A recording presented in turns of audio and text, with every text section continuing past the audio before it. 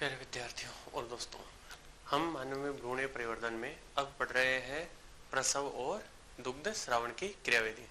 अब तक मैंने आप लोगों को बताया कि किस प्रकार से एक गर्भस्थ महिला के गर्भाशय में भ्रूण का विकास कंप्लीट होता है और उस भ्रूण के विकास में जो गर्भकाल 9 माह का होता है उस 9 माह में क्या क्या परिवर्तन होते हैं, और जैसे ही भ्रूण का विकास पूर्ण हो जाता है तो उस पूर्ण विकसित शिशु के मां के गर्भाशय से जो बाहर आने की प्रोसेस है उसी प्रक्रिया को प्रसव कहते हैं।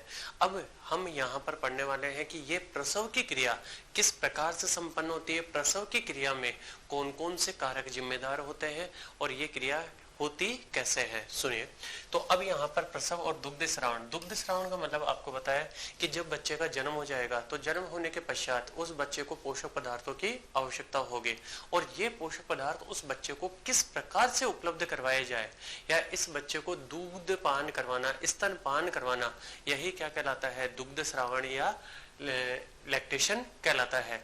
तो अब यहाँ पर ये दोनों प्रक्रियाएं कैसे होती है, किस प्रकार से स्तन ग्रंथियों में दुग्ध का निर्माण होता है, किस प्रकार से प्रसव की क्रिया होती है, अब ये हम पढ़ने वाले हैं। तो सबसे पहले हम पढ़ते हैं प्रसव की क्रियाविधि। अब देखो, प्रसव की क्रियाविधि जो है, ये प्रसव की परिभाषा क्या होती है कि पूर्ण विकसित शिशु का गर्भाशय से बाहर आना, विकसित शिशु का गर्भाशय से बाहर आना, शिशु का गर्भाशय से बाहर आना ही क्या कहलाता है, प्रसव कहलाता है। पूर्ण विकसित शिशु का गर्भाशय से बाहर आना प्रसव कहलाता है। अब ये जो प्रसव की क्रियाविधि है, ये प्रसव की क्रियाविधि किस प्रकार से संपन्न होती है, ये ध्यान से सुनिए। जब हम बात करते हैं प्रसव की, तो प्रसव एक जटिल अंतःस्रावी क्रिया है, जटिल अंतःस्रावी क्रिया है, जटिल अंतःस्रावी। और अंतःस्रावी के साथ साथ में तंत्रिका अंतःस्रावी कहना ज्यादा उचित होगा।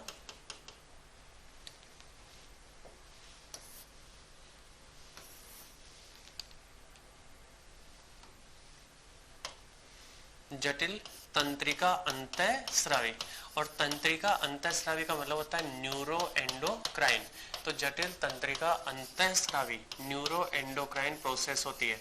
और न्यूरो एंडोक्राइन प्रोसेस कहने का कारण क्या है, ये अब हम पढ़ने वाले हैं। सुनिए, तो ये प्रसव जटिल तंत्रिका अंतःस्रावी क्रियाविधि किस प्रकार से है, सुनिएगा। यहाँ पर आप लोगों को मैं बात बताऊं, सुनिए, कि जैसे ही ये है एक गर्भस्थ महिला का गर्भाशय है, ठीक है। अब ये गर्भस्थ महिला का जो गर्भाशय है, इस गर्भाशय में यहाँ पर ये भ्रूण का विकास पूर्ण हो चुका है, ये है भ्रूण। अब भ्रूण का विकास पूर्ण होने पर ये जो पूर्ण विकसित शिशु है, ध्यान से सुनते जाइएगा क्या क्या परिवर्तन हो रहे हैं। पूर्ण विकसित शिशु और साथ ही साथ में कौन है, प्लेसेंटा। तो पूर्ण विकसित शिशु और प्लेसेंटा से क्या होता है, इस प्लेसेंटा से गर्भ या प्रसव के संकेत उत्पन्न होते हैं, प्रसव के संकेत। अब ये जो संकेत उत्पन्न हो रहे हैं, इन संकेतों से गर्भाशय में क्या होते हैं, संकुचन, गर्भाशय में हल्के संकुचन। अब ये जो गर्भाशय में हल्के संकुचन हो रहे हैं, इन्हीं हल्के संकुचनों से गर्भाशय की जो पेशियां होती है, उन पेशियों में पीड़ा उत्पन्न होती है। और ये हल्के संकुचन जब हो रहे हैं तो उससे जो पीड़ा उत्पन्न हो रही है, इसी पीड़ा को कहते हैं प्रसव पीड़ा, ठीक है। तो यहाँ पर हुआ क्या कि जैसे ही 9 माह का गर्भकाल पूरा होता है, तो गर्भकाल पूरा होते ही पूर्ण विकसित शिशु और माता के प्लेसेंटा से क्या उत्पन्न होते हैं, प्रसव के संकेत उत्पन्न होते हैं। और इन संकेतों के कारण गर्भाशय में क्या उत्पन्न होते हैं, हल्के संकुचन। और हल्के संकुचनों से गर्भाशय में पीड़ा उत्पन्न होती है या पेशियों में पेन उत्पन्न होता है, और इसी पेन को कहते हैं प्रसव पीड़ा।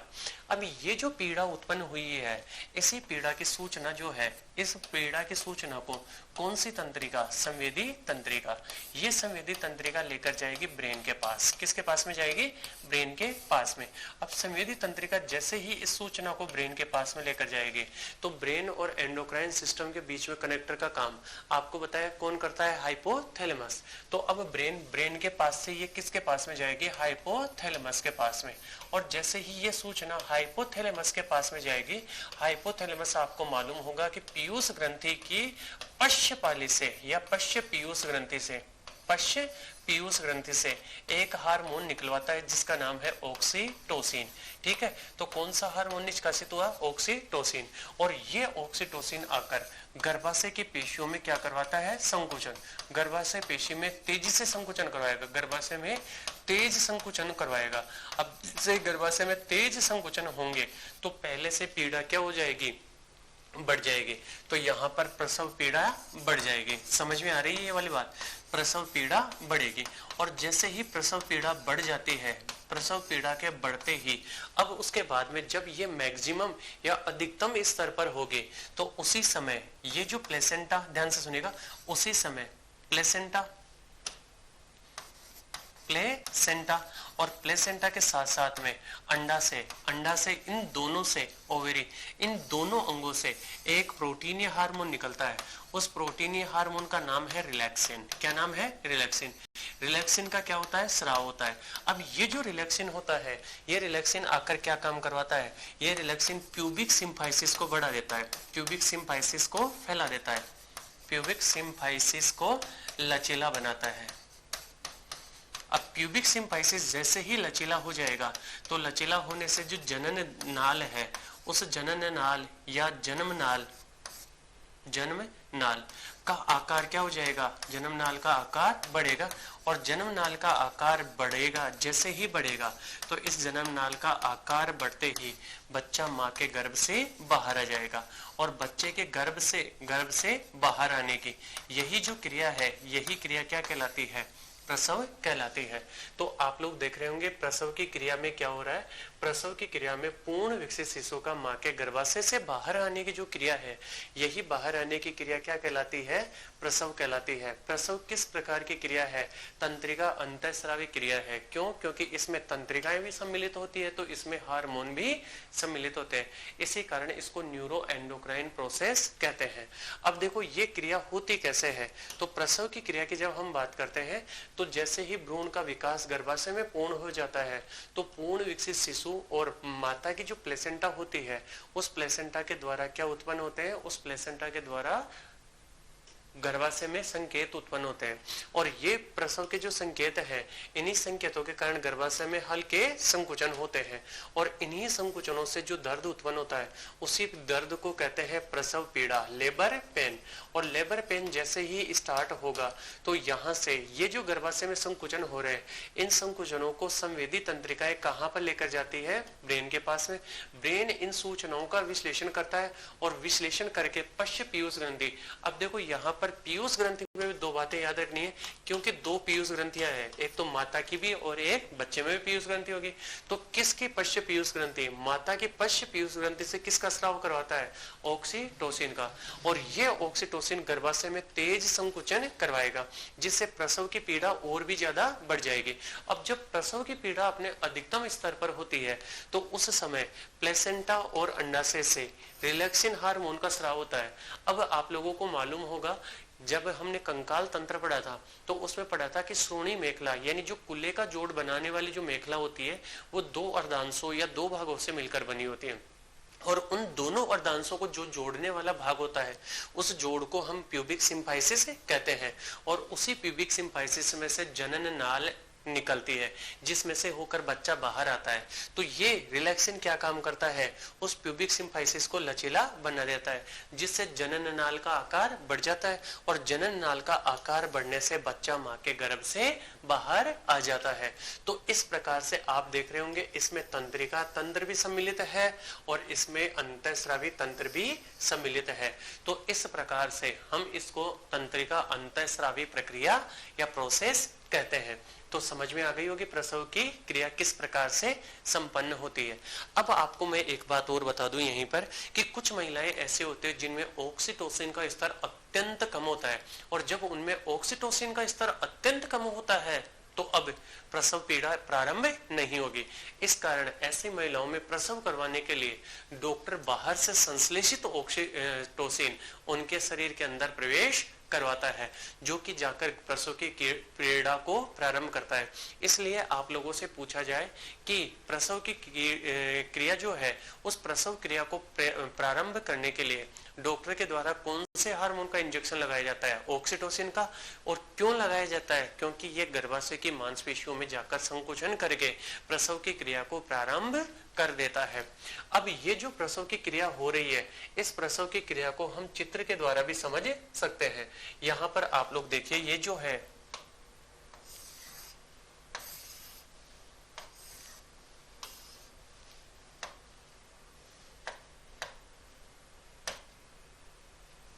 देखिए, यहाँ पर ये जो पहली अवस्था है ये है इनिशियल या लेटेंट फेज। अब इस अवस्था में आप लोग देख रहे होंगे ये है पूर्ण विकसित फीटस, यानी ये तो है शिशु। और फिर उसके बाद में लास्ट में अगर यदि आप देख रहे हैं तो यहाँ पर ये वाला जो पार्ट है, ये वाला पार्ट है वेजाइना।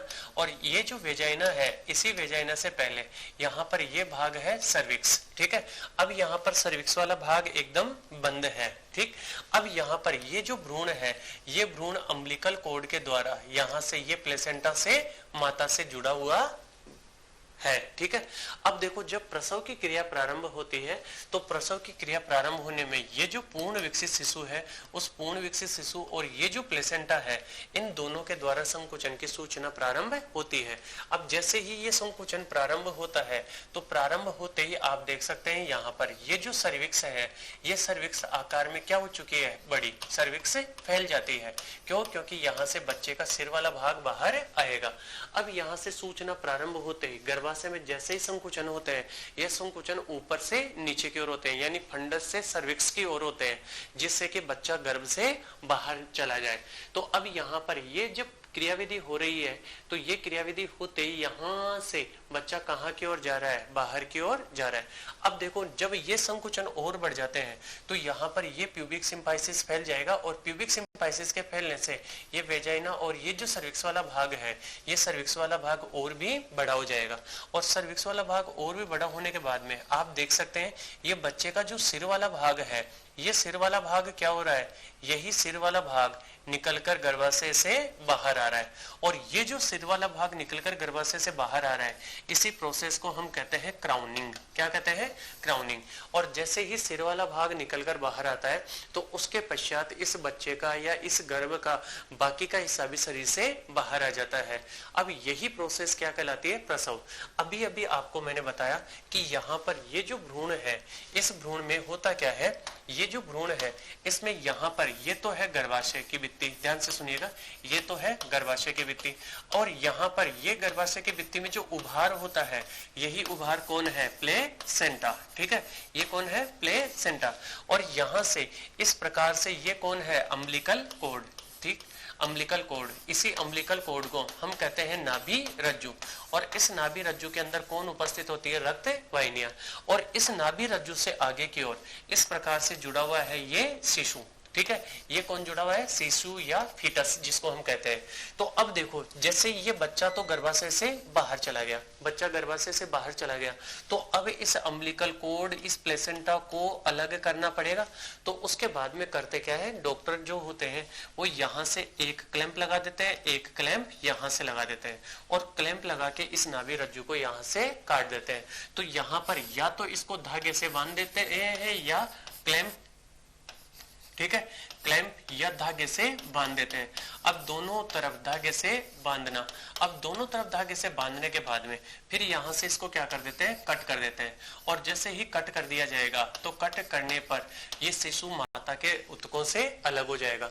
अब आप देखेंगे कि यहाँ पर कुछ भाग तो इस अम्बिलिकल कोड का और कुछ भाग प्लेसेंटा का, ये कहां पर जुड़ा हुआ है? इस माता के गर्भाशय से जुड़ा हुआ है। तो जैसे ही बच्चे का जन्म हो जाएगा तो यहाँ से देखिए ये क्लैंप लगाकर बच्चे को तो क्या कर लिया? अलग कर लिया। अब यहाँ से ये अम्बिलिकल कोड और ये जो प्लेसेंटा वाला भाग है, ये प्लेसेंटा वाला भाग भी गर्भाशय से अलग हो जाएगा। और जैसे ये प्लेसेंटा और अम्बिलिकल कोड वाला भाग अलग हो जाएगा, इनको इसके बाद में ये शरीर से वेजाइनल पार्ट के द्वारा अलग हो जाएगा। अब सुनिएगा, यहाँ पर ये जो प्रोसेस हो रही है, इस प्रोसेस में आप लोगों को थोड़ा सा ये समझ में आ गई होगी। ऑक्सीटोसिन तो हेल्पफुल होता ही है, साथ ही साथ आपको मैं बताऊं कि जैसे ही इस बच्चे का परिवर्धन पूर्ण हो जाता है तो परिवर्धन पूर्ण होने के साथ में ही यहाँ पर पूर्ण विकसित जैसे ही कंप्लीट हो जाएगा तो प्रोजेस्टेरोन की मात्रा तो क्या हो जाती है? कम हो जाती है। क्यों? क्योंकि अभी थोड़ी देर पहले या हमने पढ़ा था पहले कि प्रोजेस्टेरोन क्या काम करवाता है, ये गर्भाशय में संकुचन को कम करता है। गर्भाशय में जो संकुचन होते हैं उन संकुचनों को कम करता है, गर्भाशय में संकुचन को कम। अब जब तक संकुचन नहीं होंगे तब तक क्या प्रसव पीड़ा उत्पन्न हो सकती है क्या? नहीं। तो अब जैसे ही इस बच्चे का विकास पूरा हो जाता है तो विकास पूरा होने के साथ में ही प्रोजेस्टेरोन की मात्रा क्या हो जाएगी? कम। प्रोजेस्टेरोन कम होते ही अब क्या हो जाएगा? गर्भाशय में संकुचन प्रारंभ हो जाएंगे। तो इस प्रकार से ये जो प्लेसेंटा होती है उस प्लेसेंटा से निकलने वाले एस्ट्रोजन और प्रोजेस्टेरोन इस प्रसव की क्रिया में एक महत्वपूर्ण योगदान निभाते हैं। समझ में आ गई ये वाली बात? अब उसके बाद में इस बच्चे का जब जन्म हो जाएगा तो जन्म के पश्चात इस बच्चे को अब पोषक पदार्थों की आवश्यकता पड़ेगी। तो अब पोषक पदार्थों को यानी इस बच्चे को पोषक पदार्थ कैसे उपलब्ध करवाए जाए? तो इस बच्चे को पोषक पदार्थ उपलब्ध करवाए जाते हैं माता के दुग्ध के माध्यम से। और इसी प्रोसेस को, ये दुग्ध पान की जो क्रिया है, इसी क्रिया को हम दुग्ध स्रावण या इसी को कहते हैं लैक्टेशन। यानी माता के द्वारा नवजात को पोषण प्रदान करने के लिए, नवजात को पोषण देने के लिए दुग्ध पान यही क्या कहलाता है? दुग्ध श्रावण कहलाता है। अब ये जो दुग्ध श्रावण की क्रियाविधि है, ये दुग्ध श्रावण की क्रियाविधि भी कैसी है? यह भी तंत्रिका अंतःस्रावी प्रक्रिया है, यानी न्यूरो एंडोक्राइन प्रोसेस है। अब ये जो ये भी न्यूरो एंडोक्राइन प्रोसेस कैसे है? तो ध्यान से सुनिएगा, आपको मैं बता रहा हूँ कि जब तक बच्चा माँ के गर्भावस्था में रहता है तब तक क्या होता है, यहाँ पर ये है गर्भावस्था की बातें, ध्यान से सुनिए। गर्भावस्था में होता क्या है एक्चुअल में, ध्यान से समझना, ये एक जटिल प्रोसेस होती है। तो गर्भावस्था में एस्ट्रोजन भी होता है, गर्भावस्था में एस्ट्रोजन प्रोजेस्टेरोन, ठीक है। इसके अलावा प्रोलैक्टिन, ठीक है। इसके अलावा HPL, ठीक। ये सारे के सारे हार्मोन स्तन ग्रंथियों के विकास को प्रेरित करते हैं। स्तन ग्रंथि के विकास का प्रेरण, एस्ट्रोजन प्रोजेस्टेरोन, ये सारे के सारे हार्मोन स्तन ग्रंथि के विकास का क्या करते हैं? प्रेरण, यानी स्तन ग्रंथियों का विकास करवाते हैं। अब स्तन ग्रंथियों का विकास इसलिए करवाते हैं कि जैसे ही बच्चे का जन्म होगा तो जन्म के बाद में उसको तुरंत किसकी आवश्यकता पड़ेगी? पोषक पदार्थों की आवश्यकता पड़ेगी। इसी कारण ये जब गर्भावस्था होती है तो एस्ट्रोजन प्रोजेस्टेरोन प्रोलैक्टिन है, HPL है, ये सारे के सारे स्तन ग्रंथियों का विकास प्रेरित करते हैं, स्तन ग्रंथियों को वेल डेवलप्ड कर देते हैं। अब सुनिए उसके बाद में क्या होता है। अब उसके पश्चात यहाँ पर स्तन ग्रंथियों की अगर यदि संरचना मालूम हो तो आप लोगों को मैंने बताया है, जो मादा जनन तंत्र में सहायक क्रियाएं पढ़ी है उसके अंदर आपको बताया था कि इस प्रकार से कुपिकाएं होती है, ठीक है। और ये जो कुपिकाएं होती है, इन कुपिकाओं में पाई जाती है दुग्ध ग्रंथियां, कुपिका, और कुपिका के अंदर कौन उपस्थित होती है? दुग्ध ग्रंथियां, ठीक है। कुपिका और कुपिका में कौन होती है? दुग्ध ग्रंथियां, ठीक है। अब उसके बाद में ध्यान से सुनिएगा, ये दुग्ध ग्रंथियां यहाँ से नलिकाओं के द्वारा जुड़ी होती है। ये नलिकाएं क्या कहलाती है? ट्यूब्यूल्स, ठीक है।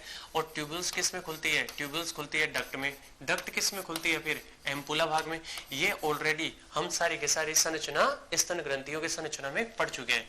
तो यहाँ पर ये किस में खुलेगी? एम्पुला। फिर एम्पुला किस में खुलेगा? ये खुलता है दुग्ध नलिका। और दुग्ध नलिका कहाँ पर? ये दुग्ध नलिका आपको याद हो तो इस प्रकार से बताया था कि ये जो स्तन ग्रंथियां हैं, इन स्तन ग्रंथियों के एंड जो पार्ट होते हैं उन पार्ट को कहते हैं निपल्स। तो कहां पर खुल जाती है? निपल्स पर।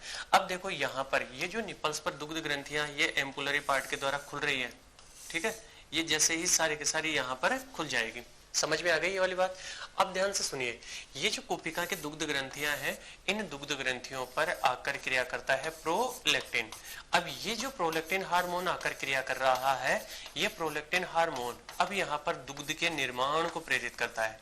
किसके निर्माण को प्रेरित करेगा? दुग्ध के निर्माण को। अब दुग्ध का जब निर्माण हो जाएगा तो ये दुग्ध कहाँ पर भरा रहता है? ये दुग्ध भरा रहता है इन कुपिकाओं में। कहाँ पर भरा रहता है?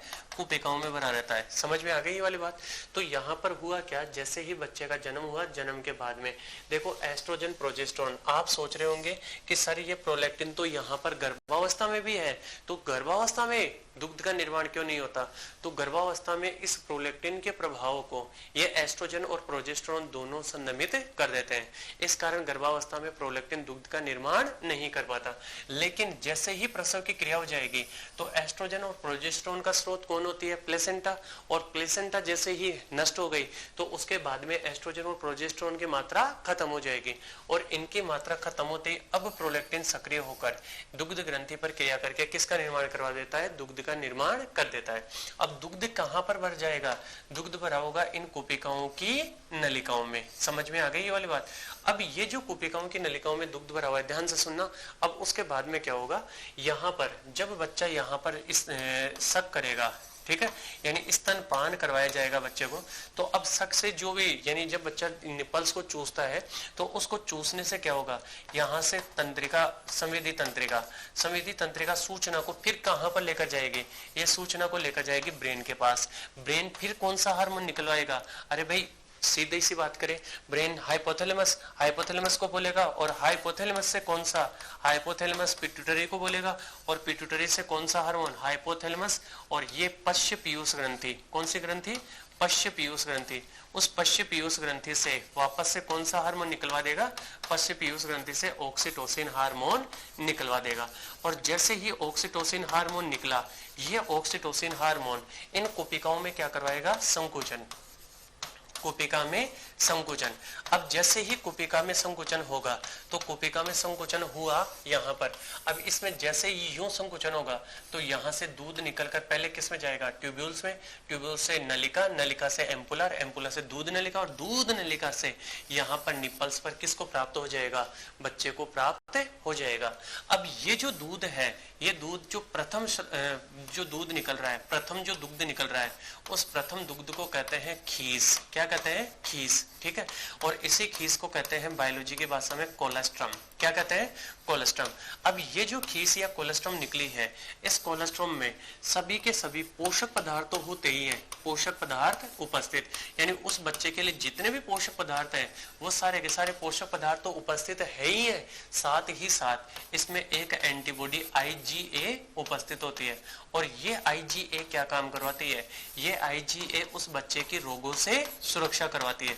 IgA रोगों से सुरक्षा, समझ में आ गई वाली बात? और IgA रोगों से सुरक्षा करवाती है, साथ ही साथ पोषण भी उपलब्ध करवा रही है।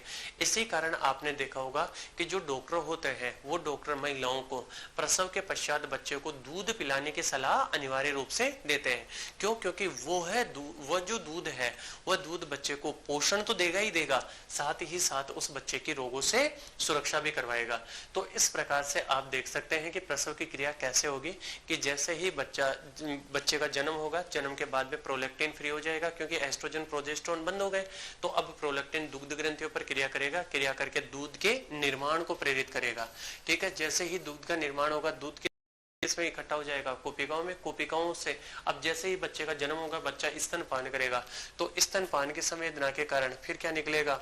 यहाँ से संवेदी तंत्र जो सूचना होगी, संवेदी तंत्रिका ब्रेन, ब्रेन से हाइपोथैलेमस और हाइपोथैलेमस पश्च पीयूष ग्रंथि से कौन सा हार्मोन निकलवाएगा? ऑक्सीटोसिन। और वो ऑक्सीटोसिन इन कुपिकाओं में आकर क्या करवाएगा? संकुचन, और संकुचन से दूध निकलकर शिशु को प्राप्त हो जाएगा। तो दूध का बनाने का काम तो किसका होता है? प्रोलैक्टिन का। और उस दूध को शरीर से बाहर, यानी उस दूध को बाहर निकालने का काम जो होता है वो काम किसका होता है? वो काम होता है किसका? ऑक्सीटोसिन का। अब देखो यहां पर आप लोगों को मैं थोड़ा सा ये एक चार्ट के द्वारा भी समझा रहा हूं। यहां पर देखिए, इस चार्ट में आप लोगों को मैं बता रहा हूं,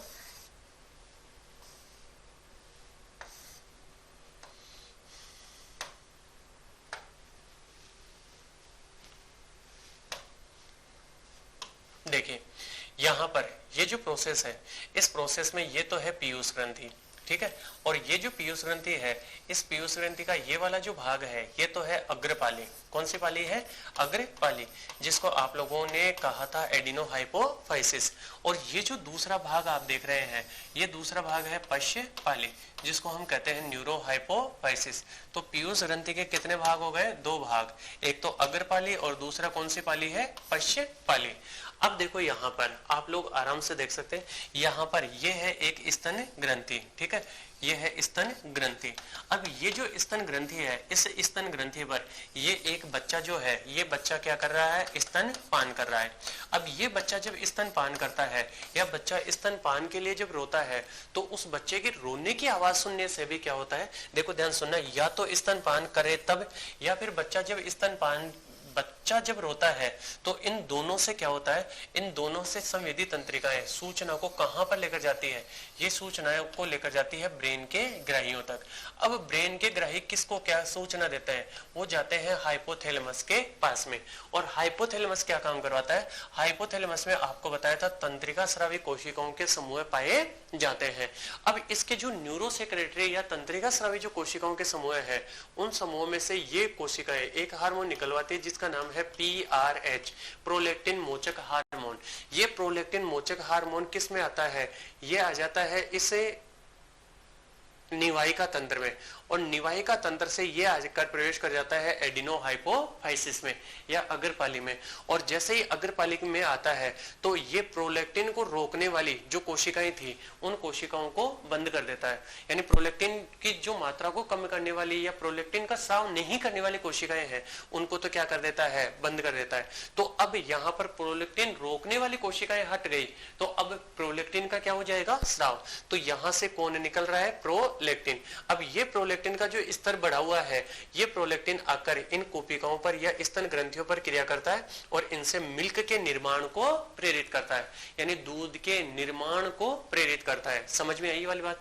क्या हुआ, यहाँ पर जैसे ही ये सारी प्रोसेस होती है तो बच्चे जैसे सकलिंग कर रहा है, तो इससे क्या होगा, संवेदी तंत्रिकाएं सूचनाओं को कहां पर लेकर गई, ब्रेन में। और ब्रेन में जैसे सूचनाएं गई तो हाइपोथैलेमस से क्या निकला, PRH कहां पर आया, अग्रपाली, अग्रपाली से क्या निकला, प्रोलैक्टिन, प्रोलैक्टिन स्तन ग्रंथि पर क्रिया करके मिल्क के निर्माण को प्रेरित कर रहा है। अब दूसरा क्या काम हुआ, दूसरा ये तो हो गया PRH का। दूसरा यहां से आप देख रहे होंगे इसी संवेदना से, ये जो हाइपोथैलेमस का पार्ट है, आपको बताया था ऑक्सीटोसिन और वेसोप्रेसिन, ये दोनों के दोनों हाइपोथैलेमस के सुप्राऑप्टिक और पैरावेंट्रिकुलर केंद्रों में बनते हैं।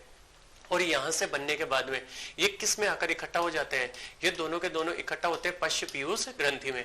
तो अब इसी संवेदना के अनुरूप यहाँ पर पश्च पीयूष ग्रंथि से एक हार्मोन निकला, उस हार्मोन का नाम क्या है, ऑक्सीटोसिन। और ये जो ऑक्सीटोसिन हार्मोन निकला है, ये ऑक्सीटोसिन हार्मोन आकर इन चिकनी पेशियों पर क्रिया करता है और चिकनी पेशियों में संकुचन करवाता है। और जैसे ही इनमें संकुचन होता है तो यहाँ पर संकुचन होते ही जो कोशिकाएं हैं, उन कोशिकाओं के चारों तरफ में जैसे ही संकुचन हुआ, ये चिकनी पेशियां, इन पेशियों में जैसे ही संकुचन होगा तो यहाँ से दूध निकलकर कोशिका से बाहर, और जैसे ही दूध निकलकर कोशिका से बाहर जाएगा तो ये दूध इस बच्चे को प्राप्त हो जाएगा। तो यहाँ पर आप देख रहे होंगे तंत्रिका तंत्र भी काम में आ रहा है और साथ ही साथ अंतःस्रावी तंत्र भी काम में आ रहा है। अब ये जो बच्चा स्तनपान कर रहा है, इस स्तनपान से इस बच्चे को पोषक पदार्थ मिलने के साथ साथ में इसके शरीर के रोगों से लड़ने की क्षमता भी सुदृढ़ होती है। इसी कारण डॉक्टर प्रसव के पश्चात स्तनपान की सलाह देता है। और इसी के साथ में अब हमारा ये जो मानव का भ्रूणीय परिवर्तन है, ये भ्रूणीय परिवर्तन का अध्याय समाप्त होता है। इस अध्याय में हमने क्या क्या पढ़ लिया, उसमें एक बार फिर से ब्रीफ रिव्यू। सबसे पहले हमने पढ़े हैं नर जनन तंत्र, मादा जनन तंत्र, फिर युग्मक जनन, फिर उसके बाद में निषेचन, फिर विदलन में ब्लास्टुला, मोरुला, गैस्टुला के बाद में अंगजनन, और अंगजनन के पश्चात गर्भकाल, और गर्भकाल में क्या क्या परिवर्तन होते हैं, उसके बाद में प्रसव की क्रिया, और अब दुग्ध श्रावण की क्रिया विधि हम पढ़